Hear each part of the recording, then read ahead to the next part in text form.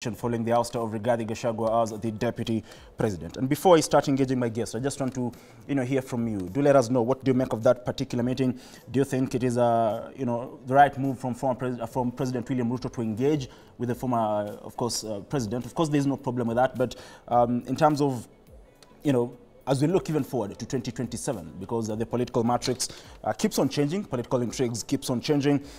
With Raila Odinga's candidacy in the African Union chairperson's race, which the debate is slated for the 13th of December 2024, what are the options of President William Ruto if at all Raila Odinga wins, if at all he doesn't?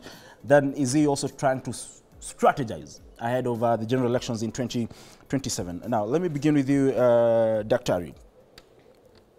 President William Ruto, in the run-up to the general elections, did drive a narrative of the hustler and the dynasty. And as it stands now, the dynasties then were the Kenyatas, the Odingas, because he branded himself as a self-made politician who rose from a very humble background. But 2 years later, the president has, gone back to the people he perceived as the dynasties to sort of, people say, seek refuge. I don't know. Did he meet former President Uhuru Kenyatta to stabilize the boat, or is it a move aimed at trying to bring back Mount Kenya to his fold, from where you sit? From where I sit, Ian, Mount Kenya really never left William Ruto. Mm-hmm. That's my view. There are a few pockets of Mount Kenya that left, that felt they could not support, can no longer support Ruto because of Rigathi. Okay. But truth be told, we also need to appreciate that when we are talking about Mount Kenya, we are talking about the whole mountain. There is the eastern side of the mountain and there's the western side of the mountain. Okay. And for the longest time, the eastern side of the mountain had not risen to the level of even a vice president or the deputy president. So if you look at it keenly, you would find, if you drill down, you would find the eastern side are a little happier with the arrangement right now, because really that position never left Mount Kenya. Okay. So when we're talking of a blanket Mount Kenya, we also need to be careful around what we are actually talking about. The issue of the dynasty and the hustlers, myself supporting Dr. William Ruto, and I still want to make this statement. He's no longer a hustler. Mm-hmm. He's joined the dynasty club. By the time you rise to become a president, whichever path you used to get there, whatever struggles you've gone through, okay, you can struggle as a hustler, but once you become a president, you're a dynasty.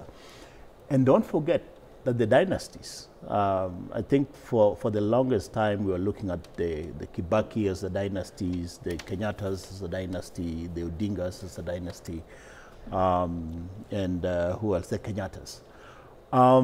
They were waiting for the fifth member to join that club, and this fifth member was part of the problem, because then you had to actually fight them to be able to actually get to that space. So it's in my view, I see it as a way that the dynasties are getting together at the moment. Don't forget that 10 months ago, I told Kenyans, without many words, that look at the three coming together: Raila Odinga, William Ruto, and Uhuru Kenyatta. Okay. And I think I even showed you that particular post that I made, and it's there on 27th February of this year. I said that look at these three, there's going to be a handshake amongst the three. And that's what we are seeing, because don't forget that there's no enmity between Uhuru Kenyatta and Raila Odinga. And really there was no serious enmity between William Ruto and Uhuru Kenyatta, or even Raila Odinga. These guys have worked together. They're still going to actually be able to work together. Okay. There's the old saying that in politics, there's no permanent enemies. The glass is half full or half empty, depending on whether you're pouring into it or actually drinking from it. There is no, in my view, a big problem here. We've just basically created an opportunity, because by the time the president gets, President Ruto gets to meet President Uhuru Kenyatta, there's a lot that has happened. By the time that handshake happens, there's a lot that has gone on behind the scenes. What does that mean? They've been talking. Okay. In the public arena, you and I are fighting.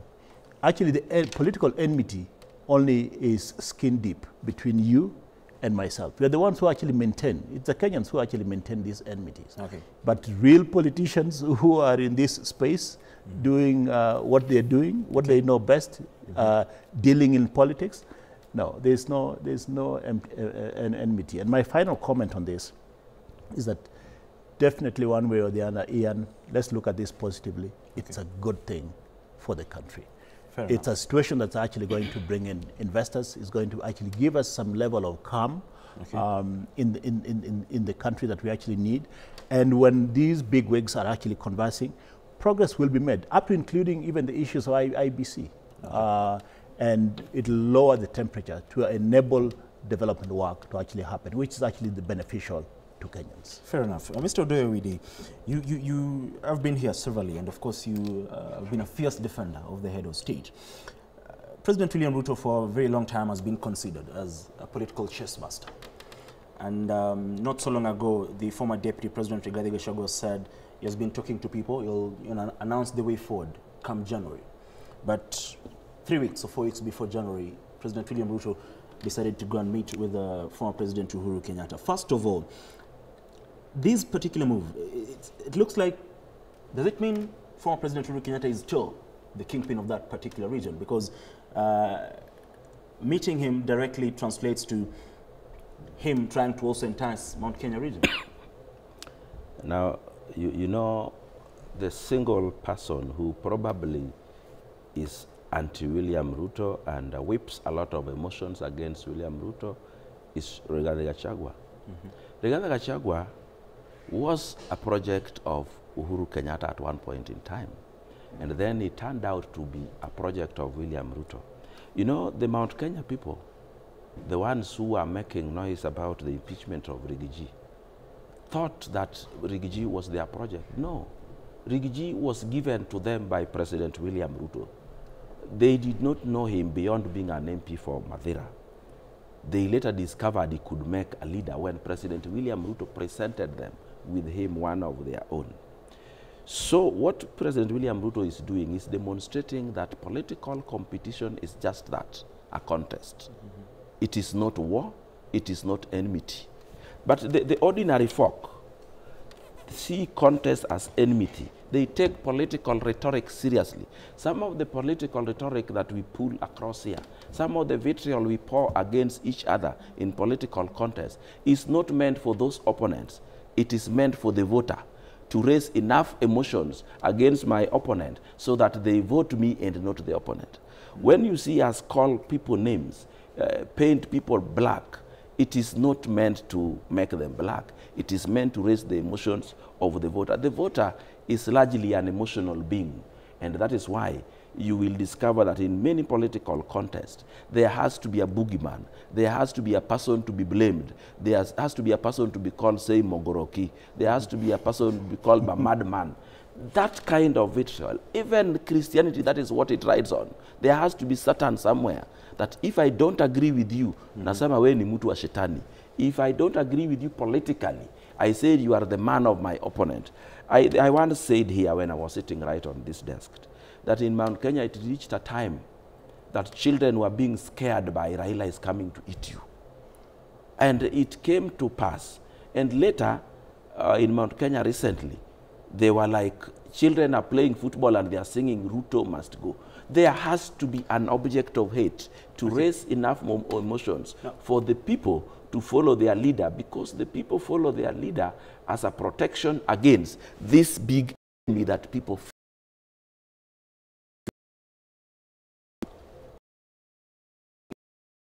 There were concerns about whether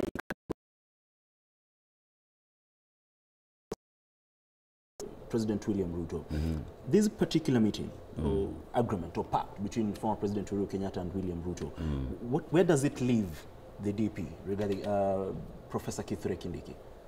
You know, I think it is a mistake to start thinking that when you are the DP, you must galvanize your whole community behind the president of the day. Only President William Ruto was able to marshal his whole community behind him. The rest never did it. Mudavadi never did it. Or Awori never did it for Moi. It doesn't work like that. So, Kindiki is not under any obligation to bring Mount Kenya together behind President William Ruto. We can bring Mount Kenya behind President William Ruto in bits and pieces if they choose that they don't want to come to him through Kindiki. But again, there is still time. They would still unite behind him and come to President William Ruto. But if they choose not to do that, it is to the detriment of that community, because that division may last for so long. So what I believe, Kithure Kindiki is on the right track. Okay. He's the right person for the deputy president for now, because that deputy presidency is not just to bring votes to the president. It must also be held by somebody who respects the president, somebody who is loyal, and somebody who will take instructions from the president and implement them. And I think that is what Kithure Kindiki is made of and made for. Okay. This dynasty thing that I heard you people say here, I didn't see dynasty as a narrative versus the hustler. No. The hustler was a narrative on its own, meant for people who are being talked to about the dynasty. The dynasty was Uhuru and his candidate. President William Ruto saw himself as a non-dynasty, but he did not present himself as a hustler. He presented himself as a supporter of the hustlers. He presented himself as a hustler. He represented himself as once a hustler, but a supporter of the hustlers. When he talks about rising from selling chicken, his father is a known... Exactly. That is what I'm saying. He's a hustler himself. That is what I'm saying. He was once a hustler. Now he's not, but he was a supporter of hustlers against the dynasty. But he presented himself as a hustler. Did you believe he was? That's a fact. Did you believe? It's not about whether we believe or not. He presented himself as a hustler. Now, coming to you, Dr. Ari, in as much as people would want to attribute the fact that the meeting with the former President Uhuru Kenyatta is not, also hinged on the 2027 general elections. For some time now, despite bringing Raila Odinga on board and forming the broad-based government, and Odinga bringing his quote-unquote experts into government, there still has been some sort of unrest, especially among the Kenyan youth. And in addition to that, we cannot deny that the Mount Kenya region, in a way, has been not so receptive to the head of state. We saw that in Embu County. And from where you sit, do you think President William Ruto probably saw whatever happened in Embu County during that particular church service as a red flag, and he needed to act swiftly? Because at the end of the day, whether you don't want to talk about Mount Kenya left is fold or not, the region itself is a vote-rich region that you cannot just ignore.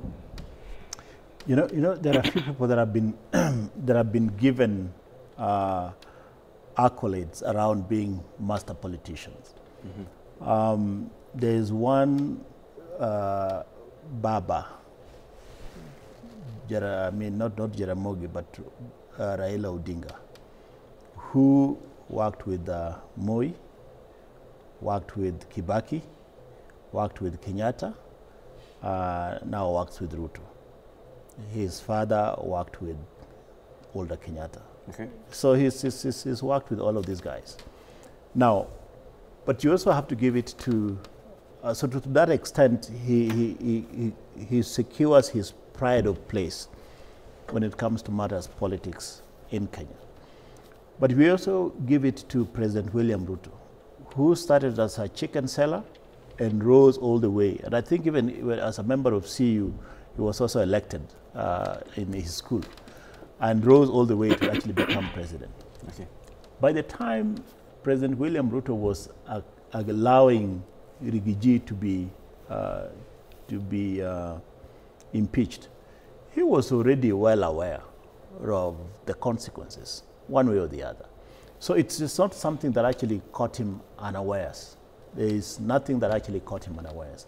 And you've seen his kind of politics. Any politician elected as a president, in your first term, you work toward your re-election. And that is the math that you do. And President William Ruto, being a scientist and being a mathematician as well, in all contexts, understands that. And that is part of what he's working on. And we should not fault him for actually working on that. In your second term, after you win your first term, you win your election. In your second term, what you work on is your legacy. And that is what he will be working on at the time, I mean, after he wins a re-election. But right now, the math that President William Ruto must do all the time, because politics is about numbers, is how is he going to be able to actually win his re-election. And that is why supporting Raila Odinga, much as it's one of the greatest things that he's been able to actually do for this country to also bring a bit of calm, also counts toward that particular strategy and adding up to that basket. Because remember, there is the element of Nyanza, or Luo Nyanza, or the Greater Nyanza. There is the element of Raila Odinga's support in Nairobi that you cannot really ignore. There is the element of Raila Odinga's support in the coast that you cannot really ignore. So he's doing that math as well. But he's not abandoning Mount Kenya just because there is discontent or dissent in a number of pockets, if you don't want me to call them a few pockets. I still believe it's a few pockets, but I'll go with your assessment. He still wants to actually engage that region. Okay. And that is why, there is the Kindiki, and there's a number of members of parliament, and there's still a lot of time. And his conversation with Uhuru Kenyatta, all that will actually count toward something. So as a master politician that I have a lot of respect for and I support, I think he's onto something that is actually both good for the country and good for his re-election. And so he'll make it a little bit easier for Mwalimu Odoyo Wedi and myself to campaign for him. Pretty safe to say is playing safe. Panthers would say, ameweka multi-bet, because depending on the outcome, because there were concerns about the outcome of the AEC elections, and if at all, in the scenario that Raila Odinga would fail to win, then that would have posed a risk as well to his re-election plans. That is why he's also trying to ensure that if in case that happens, he still has Mount Kenya back to his fold. But I want to ask you before... No. I want to correct that, and please keep this clip. Okay. Raila Amolo Odinga will not abandon President William Ruto regardless of the outcome of AUC. What makes you so certain? I've looked at politics in a long time. Raila Odinga happens to be a good friend of mine, and somebody that I have a lot of respect for. And I have also studied him. At this point in life, at this stage, he is not going to abandon William Ruto to go into anything else. He also has done his calculations, and he knows that his legacy for Kenya remains within the partnership that he already has with William Ruto. And the fact that President William Ruto is engaging with Uhuru Kenyatta will not shake Raila Odinga in any way, shape, or form. Okay, fair enough. Coming to you, Mr. Odoyo Wedi. Now, President William Ruto, not once, not twice, not even 3 times, blamed the former administration, of course led by the former president who we met yesterday, of plunging the country into debt and the crisis that we were witnessing. Even when they got into office, the sentiments were, we are in all this mess because of the former administration, which, by the way, he was part of. Now, from blaming the former administration in the crisis, the economic crisis that we are facing in the country, to embracing the same, I mean, where does that leave him? First of all, let me deal with which, by the way, he was part of. The deputy president is a whole subset of the presidency. If the presidency is this, it is right inside here. Let me tell you, in policies of this country, CSS have more power than the DP. Policies. There's nowhere the DP makes those policies, because his is made by the president, and the rest are made by individual CSS in each docket. So to blame any DP of any mess, including Gachagua, is not workable, it is not necessary. But you're on record here blaming Gachagua. For what? Not for a policy thing. I blamed Gachagua for the Gen Z revolution. That, you know, my stand has not changed. And that is where I blamed him for. But incidentally, he ended up being the loser in all that. He had a very fast rising career, straight from a first-time MP to a DP. Then he came to one thing, to cut a piece of Kenya to be his own fiefdom. That is what brought him down.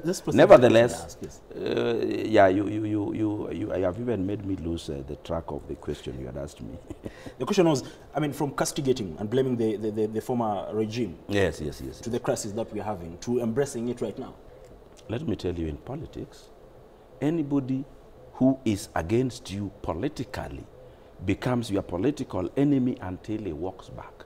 If today, Rigiji walks back into the fold, ready to support William Ruto, you will be so shocked at the way he would be embraced. In politics, there are no permanent enemies. There are only good interests. Even the interests are never permanent. There are certain people who have some interest now, but after now 5 years, those interests have changed into something else. So President William, where